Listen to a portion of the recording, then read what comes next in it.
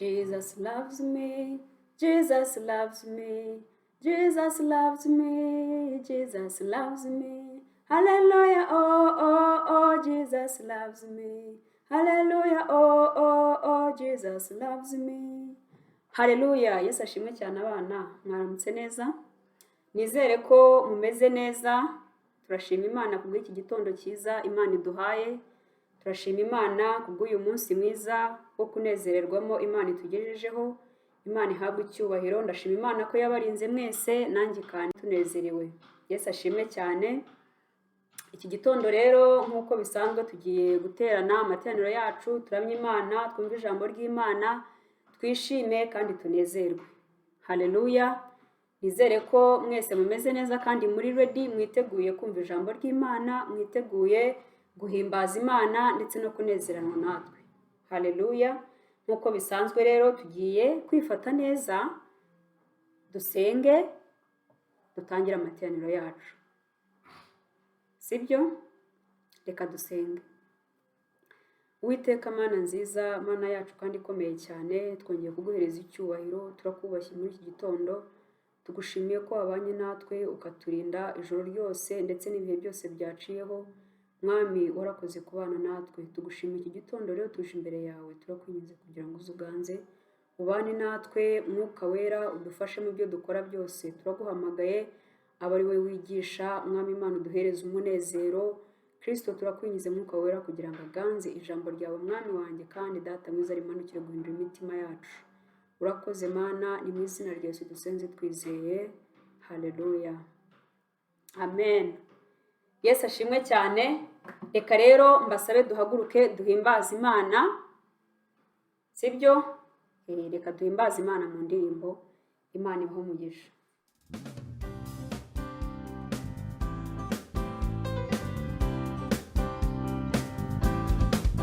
All the time.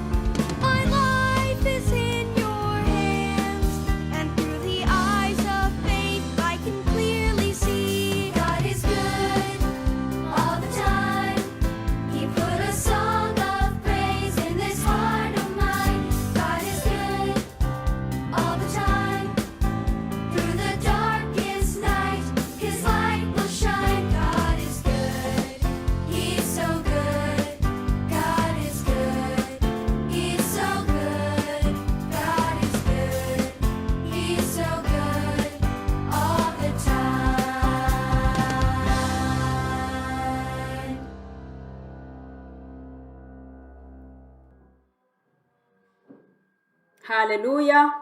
Yesu ashimwe cyane. Twanezerewe twese. Ni bande banejejwe n'indirimbo? Nanjye ndimo. Nizere ko twese twanezerewe. Imana ibahereza umugisha. Uyu ni umwanya mwiza rero tugezemo wo kumva ijambo ry'Imana. Tugiye kumva ijambo ry'Imana. Mwitunganye, mwicare hamwe, mutege amatwi, mureke gusakuza, mureke gukubagana, twumve ijambo ry'Imana. Yesu abahereza umugisha. Haleluya. Ubushize Ticyakwini yatwigishije ku byiza ndetse n'ibibi. Ninde uduhereza gukora ibyiza? Ninde?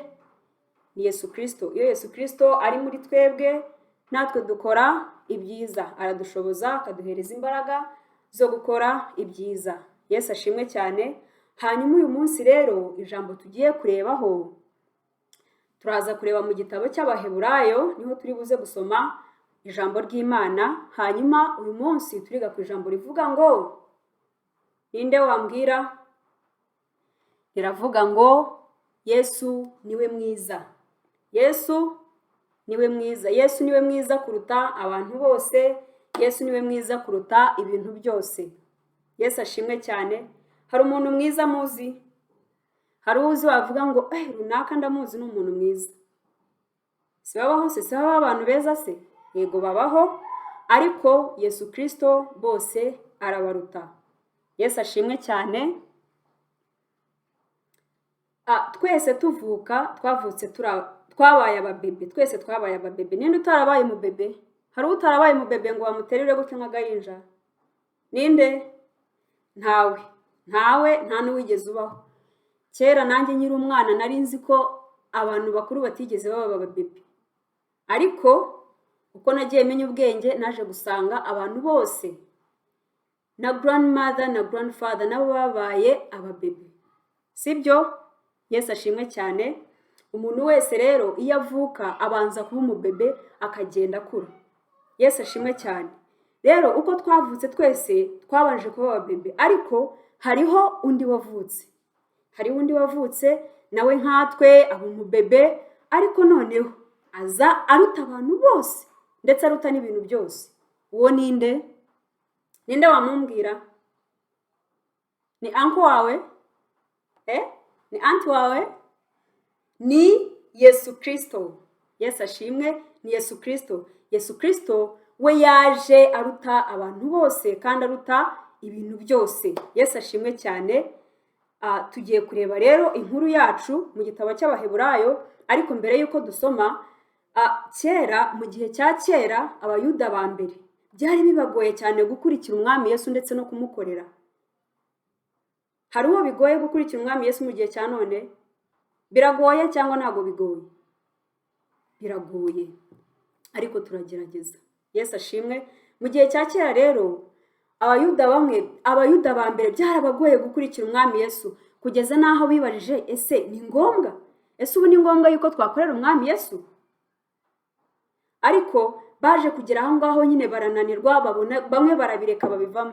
Ariko Mwuka Wera yaje ku muyobozi umwe w'itorero, araza aramubwira ati, andika ayo magambo mu gitabo cy'Abaheburayo, ubabwire basoma aya magambo yabakomeza. Ese aya magambo ni ayahe yanditse? Aya magambo ni ayahe? Reka turebe Abaheburayo igice cya mbere, dusome guhera ku murongo wa mbere tugeze ku murongo, turangize umurongo wa 3. Kera Imana yavuganiye na ba sogokuruza mu kanwa k'abahanuzi mu bihe byinshi no mu buryo bwinshi.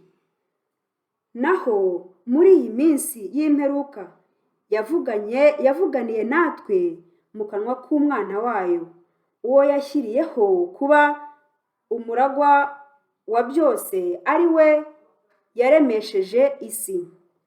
Uwo kuko ari ukurabagirana k'ubwiza bwayo n'ishusho ya kamere yayo, kandi akaba ari we uramiza byose ijambo ry'imbaraga ze.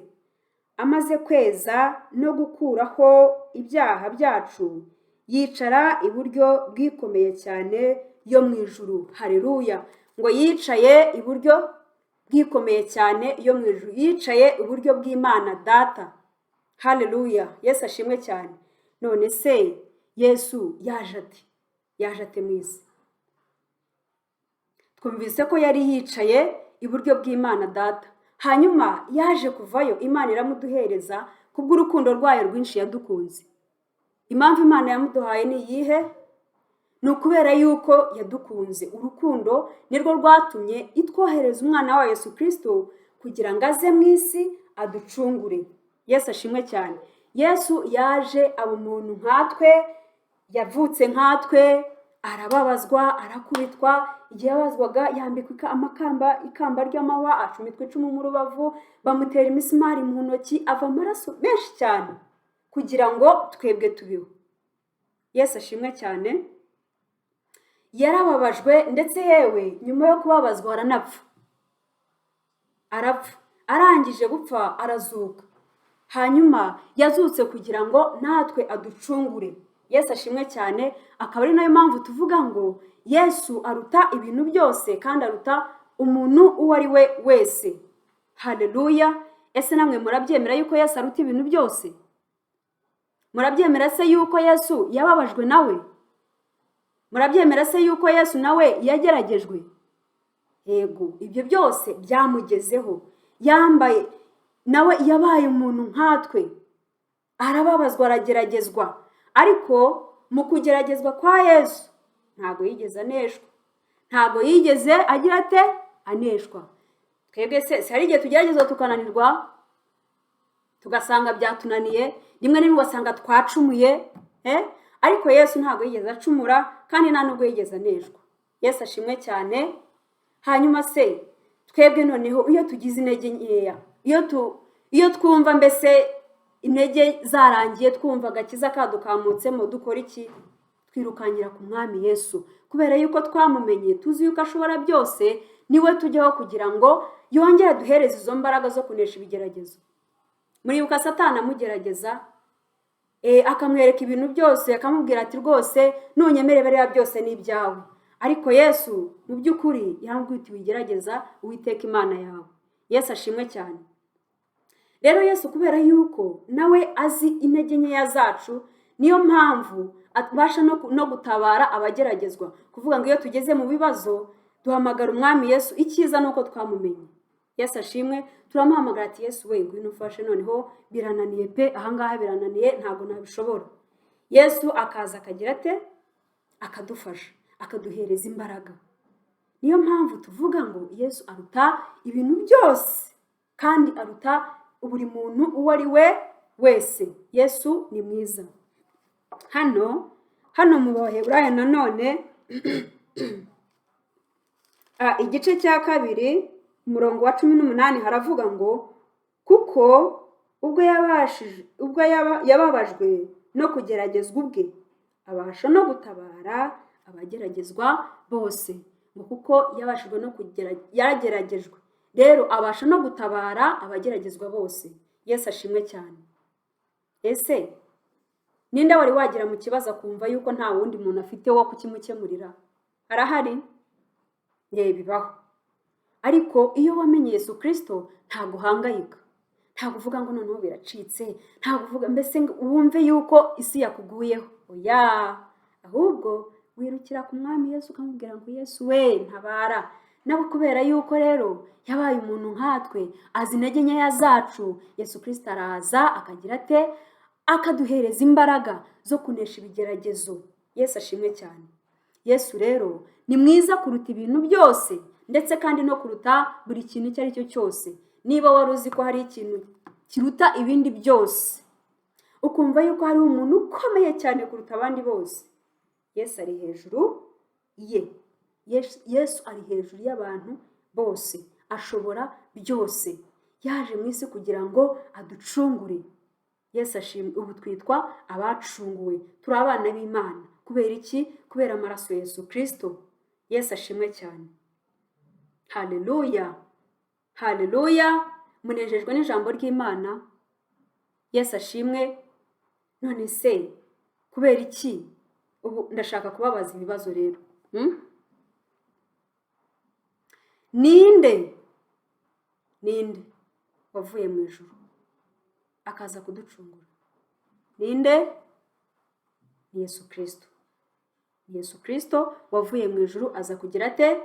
Kuducungura. Yesu ashimwe cyane. None se kubera iki? Kubera iki Yesu Kristo yavuye aho mbese yumvaga aguwe neza, yumvaga atekanye, afite ubwiza ndetse n'icyubahiro? Mutekereza ko ari iyihe mpamvu? Ni ukubera se ko yatwangaga? Oya, Yesu Kristo yaje kubera yuko yadukundaga. Yesu ashimwe cyane. Haleluya. Akaba ari nayo mpamvu rero natwe tudakwiriye kumuvaho. Ntabwo dukwiriye kumuvaho ngo tumureke nk'uko twabonye b'abayuda ba mbere babigenje. Oya, twebwe ahubwo dukwiriye gushikama tukamenya umwami Yesu, ndetse niba hariho n'abandi yewe batamuzi. Ubuse situbazi se batazi Yesu, kumva bo mbese ukabona abana bagenzi bawe ukabona bari mu bintu bitari byiza, ukabona barakora ibintu bidasobanutse. Ese abo ngabo bakorera iki? Urabihorera se bakagenda? Oya, ntabwo tubareka ngo bagende, ahubwo tubabwira ubutumwa bwiza bwa Kristo. Ni nayo mpamvu rero dukwiriye kugenda tuvuga ubutumwa bwiza bwa Kristo, tumenyesha Kristo tumenyesha abantu Kristo yuko ari mwiza, yuko yaducunguye, yuko yambaye ubwiza ndetse n'icyubahiro, yuko ashoboye byose kandi arenze buri muntu uwo ari we wese. Yesu ashimwe cyane. Yesu abahereza umugisha. Hanyuma se ubutumwa ni iki? Ikibazo cyacu nyamukuru kirabaza ngo ubutumwa ni iki? Ni iki? Ni inkuru nziza, kuko Imana yazanye umwana wa Yesu Kristo amuzana mu isi kugira ngo aze kuducungura. Haleluya. Yesu ahimbazwe. Reka nsomeho ijambo hano. Nanone hano mu Baheburayo igice cya 3 umurongo wa 12 baravuga ngo nuko bene data mwirinde hatagira uwo muri mwe ugira umutima mubi utizera umutera kwimura Imana ihoraho. Murumva? Ngo hatagira uwo muri mwe, ngo mwirinde hatagira uwo muri mwe ugira ate? Ugira umutima mubi umutera kwimura Imana. Haleluya. Reka dusabe Imana kugira ngo iduhereze umutima mwiza, kandi duhere twumva ko Yesu ari hejuru ya byose. Tubwirize ubutumwa bwiza abantu bose. Reka mbabazi, hari uwo wari wabwira ngo Yesu ni mwiza? Ninde wari wabigerageza akabwira umuntu ngo ariko uzi ko Yesu ari mwiza? Niba hariho rero n'utari wabigerageza, reka twihe intego tuvuge ngo iki cyumweru reka tuvuge ngo turaza kugira uwo tubwira. Niba hari umwana uzi mugenzi wawe ukunda gutukana, ukunda kurwana, mbese ugira ingeso mbi zose, ujye numubwire ngo ko wari uzi ko ibyo ngibyo atari byiza, wari uzi ko ibyo ngibyo Yesu atabikunda, wari uzi ko iki n'iki ari icyaha.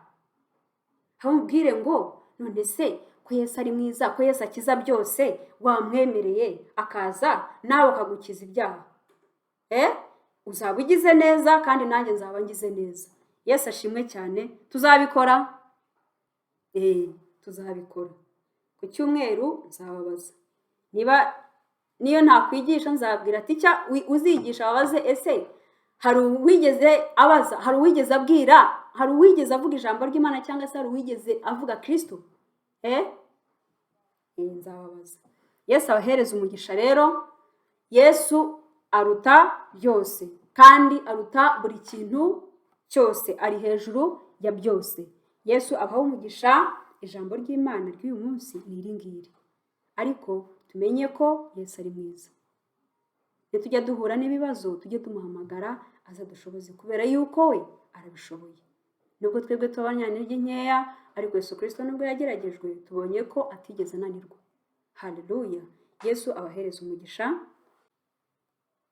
Hanyuma reka tuhaguruke nanone twongere duhimbaze Imana, twishime kandi tunezerwe. Ndabasaba muri kugira ngo muhaguruke twongere duhimbaze Imana, dushime Imana muri iyi ndirimbo.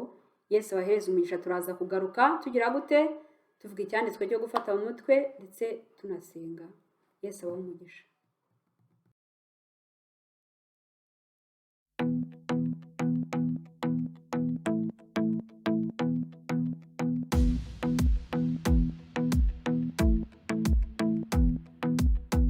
I like to think about the goodness of the Lord. He gives me everything I need and so much more. So I just want to lift my hands and say that I love him. I just want to lift my heart in praise. And I want to be thankful. I want to be grateful. I want to remember everything that the Lord has done. I want to be thankful. I want to be grateful. I want to be, I want to be, I want to be.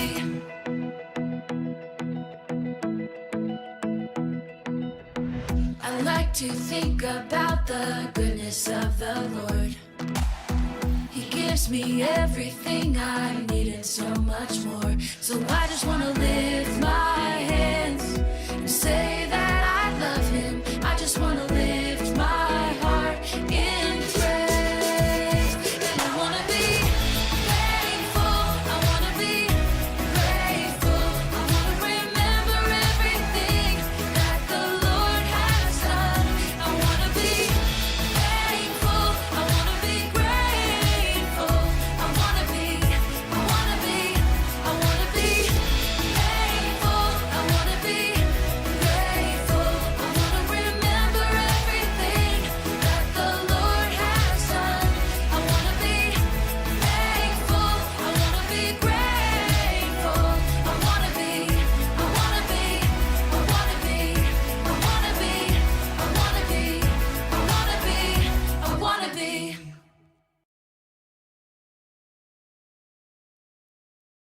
hanyuma reka tubanze turebeho n'icyanditswe cyo gufata mu mutwe. Ninde wambwira aho kiri? Ninde wanyibutsa? Ninde wanyibutsa? Icyanditswe cyo gufata mu mutwe turagisanga mu Ngoma za Mbere igice cya 16 umurongo wa 31. Ingoma za Mbere igice cya 16 umurongo wa kangahe? Wa 31. Havuga gute? Haravuga ngo ijuru rinezerwe, isi yishime, bavugire mu mahanga bati Uwiteka ari ku ngoma. Dusubiremo. Ingoma za Mbere igice cya 16 umurongo wa 31 haravuga ngo ijuru rinezerwe, isi yishime, bavugire mu mahanga bati Uwiteka ari ku ngoma. Uwiteka ari ku ngoma. Kuba ku ngoma sugo bivuze iki? Murabyumva? Murabisobanukiwe? Kuvuga yuko ni umwami mbese ategeka isi n'ijuru. Ari ku ngoma, ashoboye byose. Haleluya. Dusubiremo. Ni hehe? Ingoma za Mbere igice cya 16 umurongo wa 31 havuga ngo iki? Ngo ijuru rinezerwe, isi yishime, bavugire mu mahanga bati Uwiteka agize ate? Ari ku ngoma. Yesu abahereze umugisha. Hanyuma tugende tuvuge ubutumwa bwiza. Yesu azaduheza umugisha. Reka dusenge. Kadusenge dusaba Imana. Dusaba Imana iduhereze kuvuga ubutumwa bwayo bwiza kandi tuyishimire cyane yuko yohereje umwana wayo Yesu Kristo kugira ngo azagira ate? Aducungure, adukure mu byaha, tubabarirwe ibyaha, duhinduke bashya. Yesu ashimwe cyane. Reka dusenge dusoza amateraniro yacu. Ndabasaba kugira ngo aho uri nawe usenge, ushimire Imana kandi uyisabe kugira ngo ikongerere imbaraga.